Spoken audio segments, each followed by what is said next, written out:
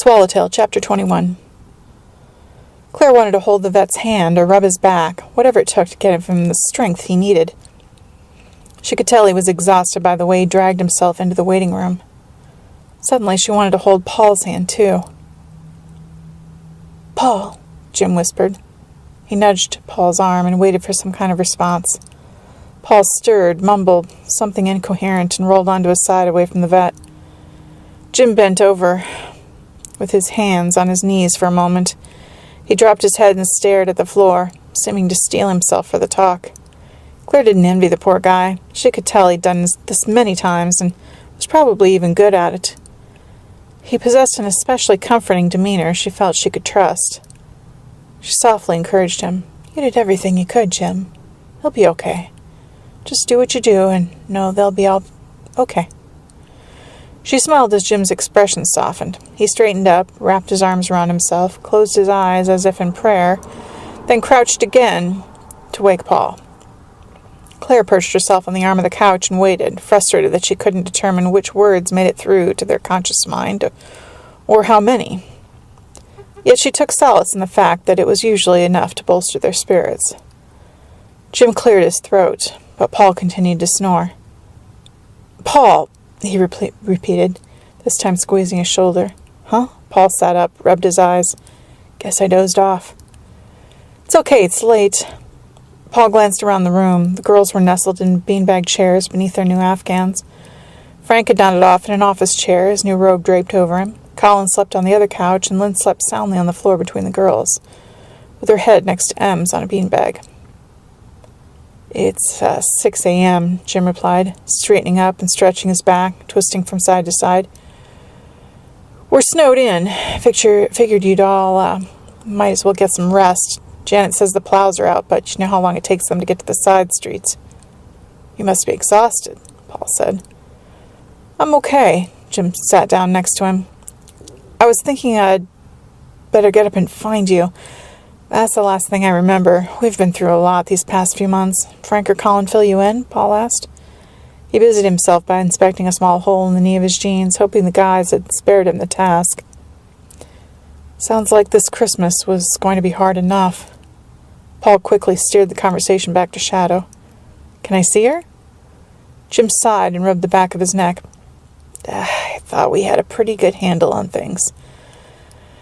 But there were complications. I'm afraid they really threw a wrench into the works." "What do you mean?" Paul's heart sank. "Your wife collected antique Christmas tree ornaments?" "No," Paul responded too quickly, as if it could erase the complications.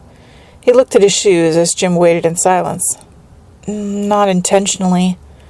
Auctions, how you buy a box of stuff and one item, and there's a bunch of random crap in there." He felt like he needed to defend Claire's actions and keep Jim from saying what he knew was coming. "It's no one's fault, Paul. The tinsel they make now is foil or plastic, and it can slice through an intestine, which is what happened.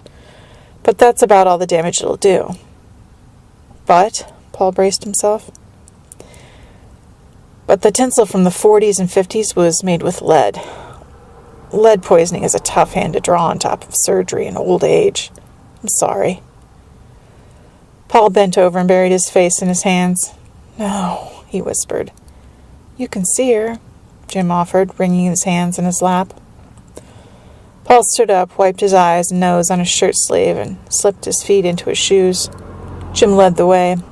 The two of them walked across the waiting room, past the reception desk. Janet mouthed, "Sorry," blew her nose, busied herself with paperwork. When they reached the door to the operating room, Jim turned to Paul. "Roger removed her breathing tube. I'll leave you two alone."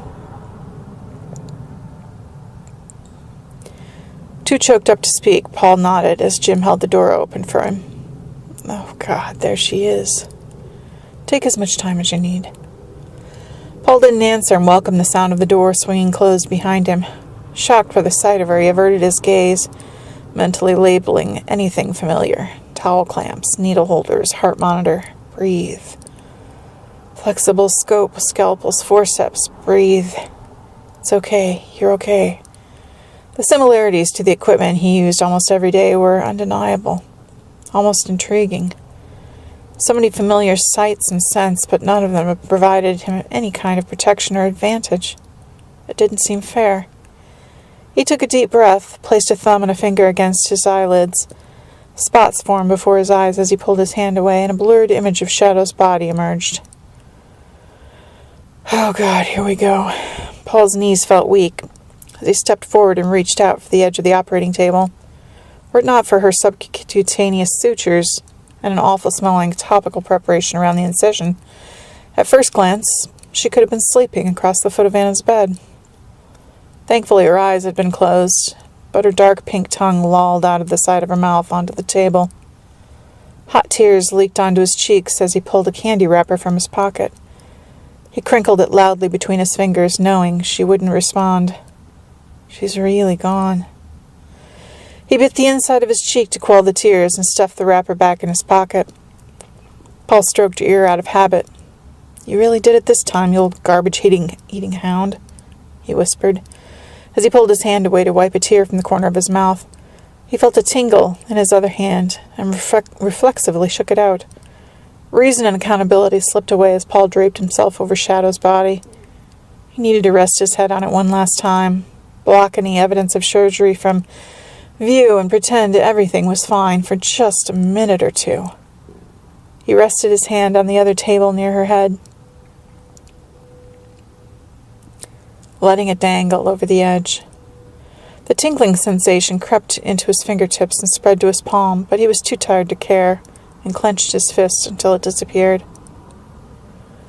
Shadow stood wiggling next to him. She licked his hand a third time as she wagged her long copper tail.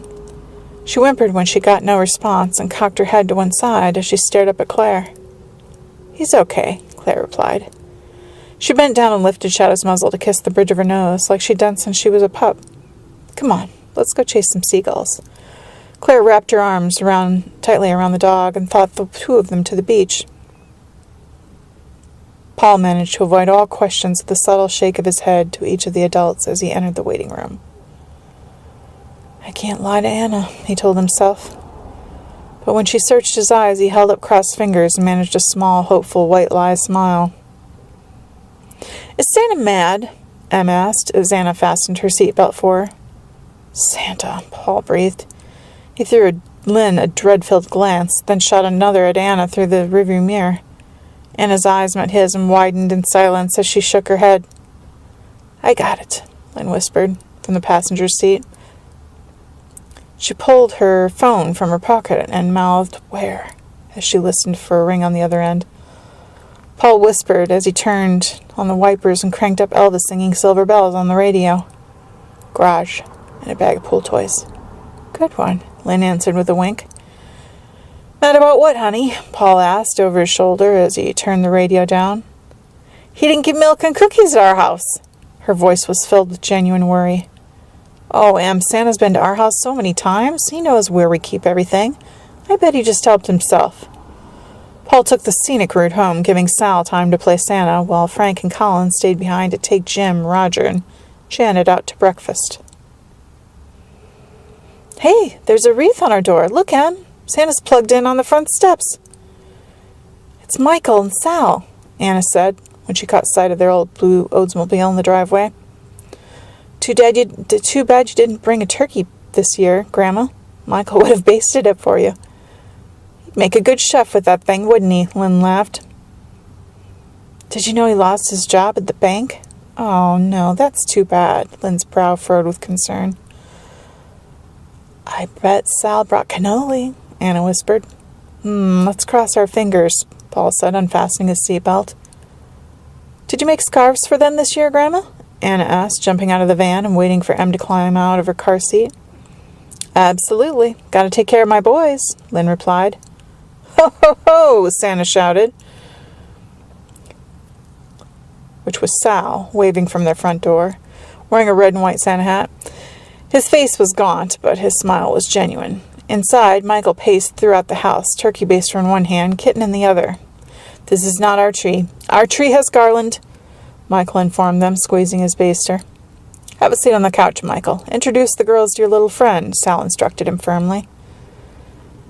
Sal, you're a lifesaver, Paul said, placing a hand on the old man's bony shoulder. Don't mention it. I put the key back under that heart-shaped rock. Speaking of rocks, somebody throw a bunch at you? That's a story for another time, Paul answered. Lynn kissed Sal on the cheek. How have you been? She asked, looking him straight in the eyes. Tired. Damn chemo's kicking my old butt. We have a girl, Linda. She takes Michael out a couple times a week. Petting zoo, usually. Don't know what I'd do without her. I set him up somewhere else. I can't set him up somewhere else. But I can't do it by myself anymore either. What about you? Who's taking care of you, Sal? Lynn asked. Sal didn't answer. He closed the front door and followed everyone into the living room where the girls were sitting on either side of Michael on the couch. He held the kitten against his chest, petting it with long, firm strokes. Can I hold him? Em asked. He's not scared, Michael said, handing him to her. He's so cute. I love him. When Shadow gets home, she can be his mommy. Anna looked at Paul, who sat in the armchair, staring at the thing from across the room.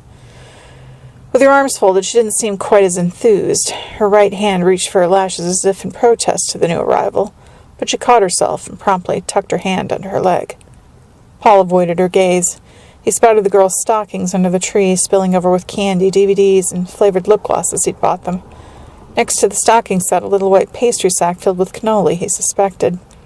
Claire had been crazy for Sal's cannoli. Paul was touched by the fact that the old man had brought some this Christmas, the same as he had so many before. The presence of the familiar little white sack beneath the tree made him feel like Claire was right there with them. Lynn knelt down next to his recliner. I gave the green light on the cat. I know it wasn't my place, but I had to go with my gut. Forgive me? In a heartbeat, Paul replied. How about a glass of holiday cheer? Sal asked as Paul walked into the kitchen.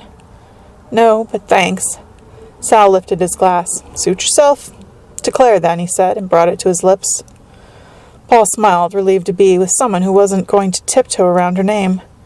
Did you put those stars in their stockings? Oh, yeah, I hope you don't mind. Mill always made sure Michael got a new ornament in his stocking. I've been doing the Santa thing over 30 years now. Got it down cold. Michael still... Paul began to ask. Then the comment sunk in. Yep, still believes. Although with Michael it's more about traditions and routines than the magic of Christmas. When Lynn called and asked me to haul my Santa expertise over here on the double, I just grabbed those.